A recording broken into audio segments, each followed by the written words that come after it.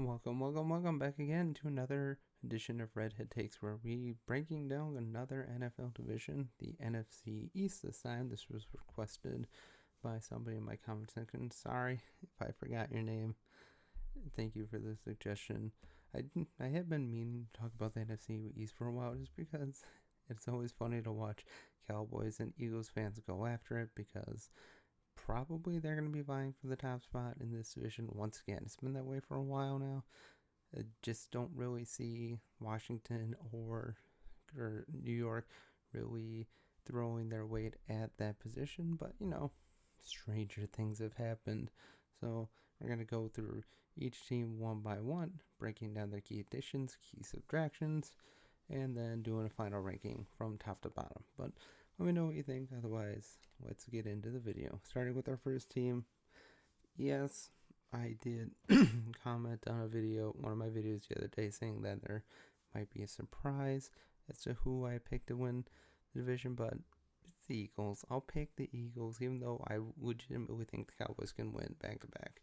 It's just a matter of everything coming together. Also getting CeeDee Lamb back in the fold, which I'm sure will definitely happen. I mean, they can't afford to not bring back CeeDee Lamb. It's just gonna happen. But Eagles made some key additions, lost a lot of pieces too. So I think some of the pieces they lost, a lot of people are underselling their impact. But we'll start from the beginning. Saquon Barkley should be a nice addition to the offense, even though he's an injury risk every time he takes the field. He should be good behind that offensive line. But again, the offensive line took a definite hit with the loss of Jason Kelce. You can't not say that's going to make a huge difference on them going into the season, but I think they should be able to weather it well enough. They'll just take a little bit going into the season to get going. Now, Mekhi Becton, we'll see if he can actually stay on the field. We'll just say if he's, not as heavy. We'll see if he can actually get on the field, because he had so much promise coming out of the draft for the Jets, but then just can never stay healthy. It's always too big, I guess. Then we have Cooper DeJean, who's also had a bit of injury. It's coming into camp. I've heard he's been doing fine, but how that is. Kind of glad the Packers didn't pick him so far. Quinyon Mitchell, another young cornerback, second cornerback they've taken in the top 45, so that'll be nice for them. Bringing back old Cindy or Courtney Gardner-Johnson, that'll be nice as well. CJ Gardner-Johnson. Bryce Huff as an edge rusher should be nice. And we'll see what Devin White has. If he has anything left, because the last couple years, Devin White has been crap for the Buccaneers after that amazing first 2 years in the NFL with the Tampa Bay, helping them win a Super Bowl and everything. He's not been good. He's just not been good. A lot of his weaknesses has been exposed. Not the best coverage guy. And as good of a pass rusher as he can be at times, can't always get there. But they made some nice additions, so we'll see how that goes. But let's talk about some of their losses. Kevin Byard, not the biggest loss, wasn't that great last year for them. A lot of people probably thought that would really help them down the line, but really didn't. Fletcher Cox into retirement. He's the heart and soul of that defense, so obviously that's going to be a loss. Of course, Jason Kelce, can't have a seminal all-pro center like that leave and not feel the loss. Also, Hassan Reddick, he was solid. He was very solid for the Eagles for his time there. Although, when you're looking at it with what's going with him and the Jets right now, the Eagles probably got off easy. They sold him at the right time.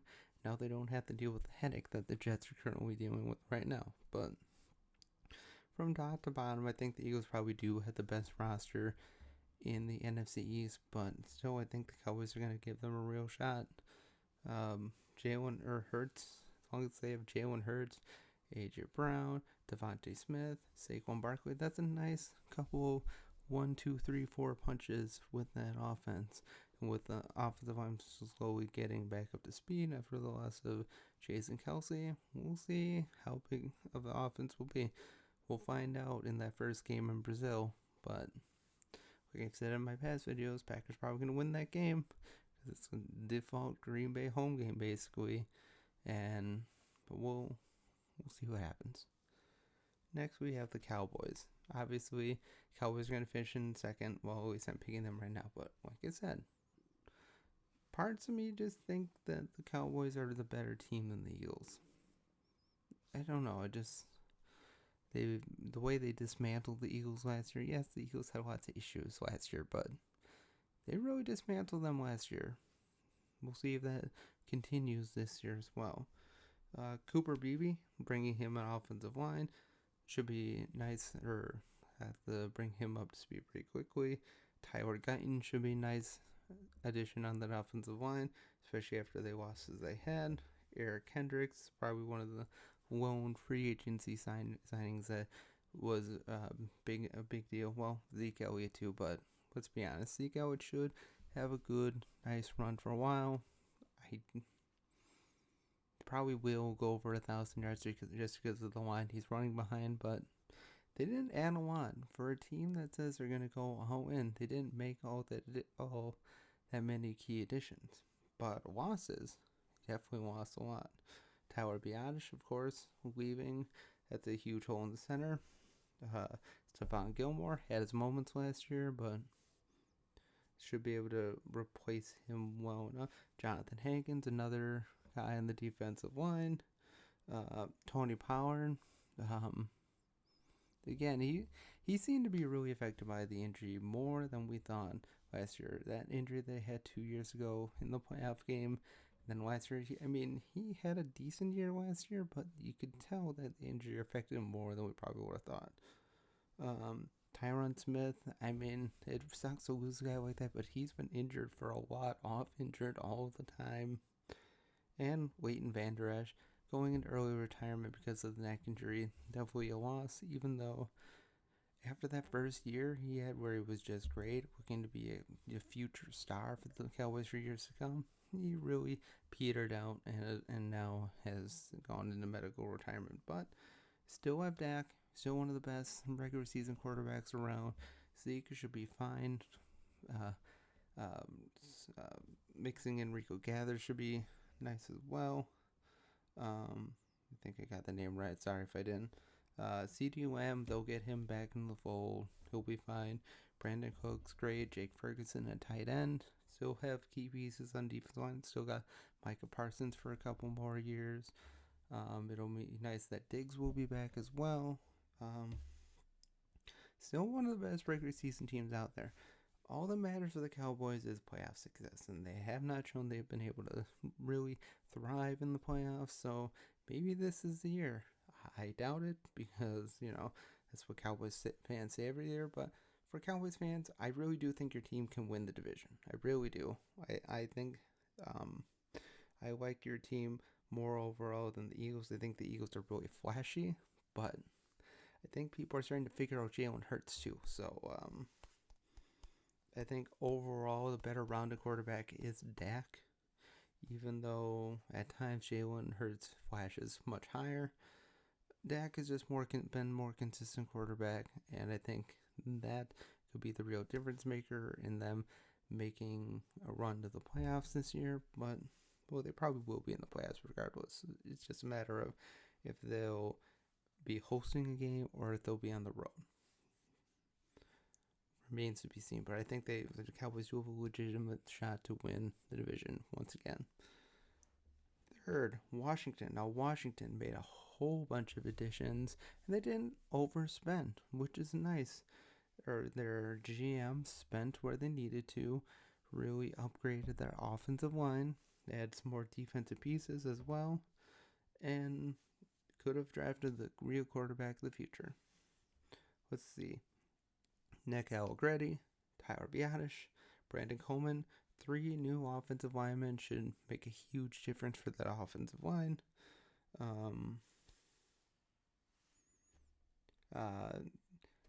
Tight end Ben Sino, I think, will be a sneaky pick, potential fancy pickup in the later rounds if you need a tight end. Austin Eckler, I think he is washed, really. I think he really is. Should have some moments here and there, but Brian Robinson Jr. is the leading running back for this team, no doubt. Bobby Wagner, still just right now playing as a hired gun, just trying to keep his career alive. He's not what he used to be, but he should still be able to get a couple of sacks here and there, a couple of really good pressures, and be a real voice on that defensive line. Mike Sensitil, I think that's how you say it, at cornerback, coming in as a rookie, should be nice for them. And Johnny Newton, I forgot his real name, but that's just what his nickname is. Zerdan Newton, I think that's what it says. He should be a nice piece on the defensive line. Nice mix between, or should work really well with Deron Payne and Jonathan Allen. Again, the Washington still has one of the better defensive lines in the league. It's just that their secondary was so bad last year that it didn't matter if they didn't get to the quarterback. They were going to give up a lot of yards, and they certainly did. And of course, last but not least, Jayden Daniels had a great, impressive start to his rookie year in the preseason. I will suspect he'll continue to get plays here and there in the playoffs. I mean, I don't think they're just going to sit him outright, even though he is probably the de facto first quarterback. They probably want to give him as many reps as possible. And I do think Washington is a sneaky pick this year. I just remains to be seen if they bring it all together. I mean, Jayden Daniels and Terry McLaurin could be scary good for years to come. Scary Terry he hangs in there. He's been in the league for a while, but he's always so reliable, even though last year he didn't have the greatest year at times. But that defensive line looks fierce. That offensive line looks better. It all depends on if old Dan can bring it all together. I don't think they're going to make the playoffs this year, but if everything works out all right, maybe they could sneak in there as a late wild round pick, but they're going to have to keep Jayden Daniels healthy. With his frame and his style of play, he could very well get injured very quickly. That's why they invested so heavily in their offensive line. They have to protect their future quarterback asset as much as possible, and I think he has the pieces to be a good quarterback in the league for years to come. I just hope he doesn't become the next RG3, because I think he has a profile of RG3. It's just gotta stay healthy, gotta protect him. Don't want him running out all the time like RG3 did. As exciting as his play, that style of play can be, gotta be in the pocket, gotta be able to maneuver out when necessary, not all the time, and he could be a real successful quarterback in the league. Talking about losses, Kendall Fuller, decent loss in that secondary. Antonio Gibson, I mean, the guy just had no hands whatsoever. Sam Howell, I was really sad that he didn't succeed more. I really thought he could have been the future for them for years to come, but yeah, he really showed his flaws at times. Really had a lot of really bad interceptions last year at times as well. And Curtis Samuel, oft injured, but was an exciting player at times. I don't think they'll miss him too much. Still have key pieces in that offense. Scary Terry. I think Ben Sino really is a good addition. She'll be a nice piece at tight end. And of course, Brian Robinson Jr., while he's not the most efficient all the time, he strangely is efficient at times as well. He's not the best running back in the league, but he is underrated at times as well. And last but not least, we have the Giants. And yes, I don't think there's anywhere else the Giants will finish but West. They really don't. Barring a catastrophic injury to Jayden Daniels, I think the Giants are set to finish in fourth place, be a top 5 pick next year. Although they made some really key additions. Brian Burns should be a nice edge rusher, and like I said in my other videos, they got him for cheap when a couple years ago there's reported that Carolina could have gotten a couple first round picks for him.